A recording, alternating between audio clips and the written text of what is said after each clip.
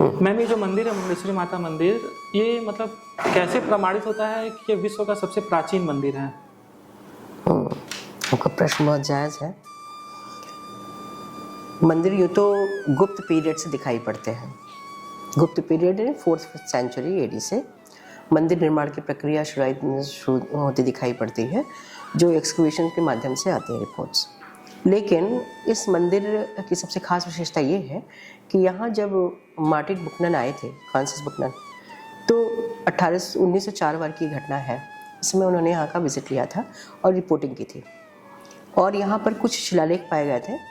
फिर कनिंघम ने भी विजिट किया। कनिंघम एक बहुत बड़े पुरातत्वविद हैं हमारे यहाँ, और उन्होंने कई वॉल्यूम्स में ऑरिकल सर्वे ऑफ इंडिया एक पत्रिका निकालते थे, बुक है, उसमें भी उन्होंने उसका उल्लेख किया मुंडेश्वरी देवी का।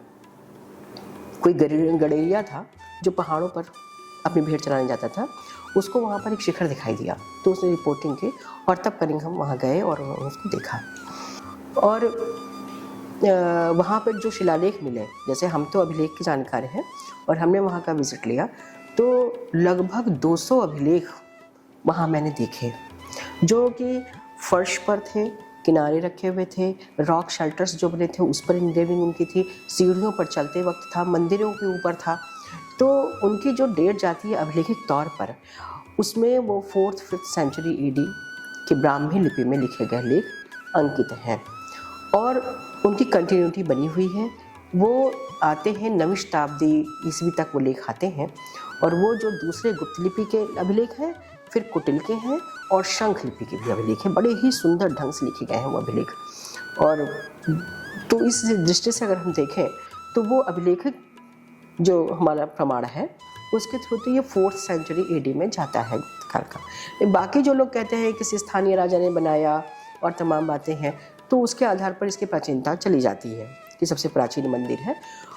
और मुगल पीरियड में औरंगजेब को सबसे बड़ा मंदिर विध्वंसक माना जाता है, और उसने बहुत सारे फरमान जारी किए थे।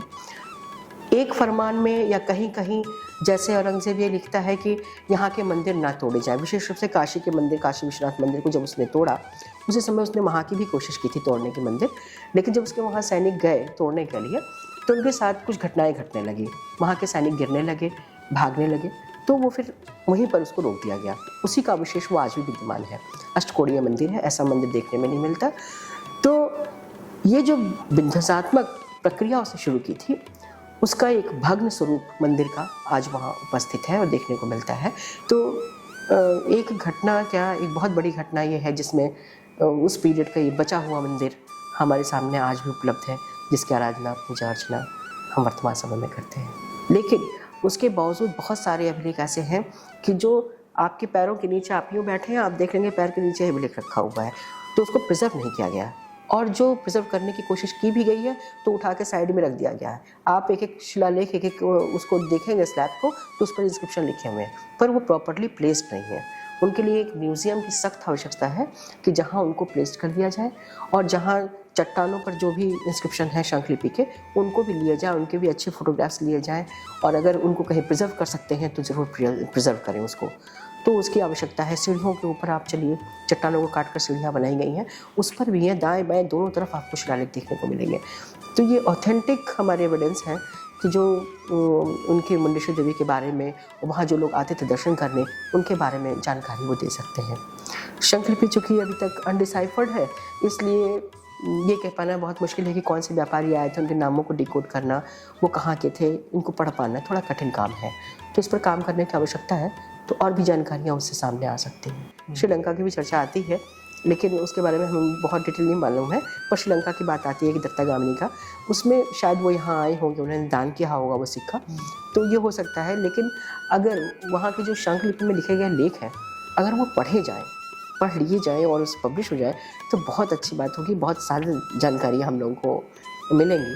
क्योंकि कैमूर की पहाड़ी पर केवल शंख लिपि ही नहीं है, ब्राह्मी के गुप्त काल के भी हैं, उनके कुटिल के भी हैं, जो बाद के 6th सेंचुरी एडी के इंस्क्रिप्शंस हैं, वो सब वहाँ पर अवेलेबल हैं।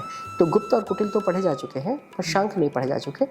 तो जो बाहर से आते थे दर्शनार्थी, वो ऐसी परंपरा रही है कि वो आते हैं, कुछ दान देते हैं, और दानकर्ताओं के नाम तो शायद उनमें दानकर्ताओं के नाम होंगे, कहाँ से आए हैं, उनके स्थान के नाम लिखे होंगे, जिनको डिकोड करने की आवश्यकता है अभी।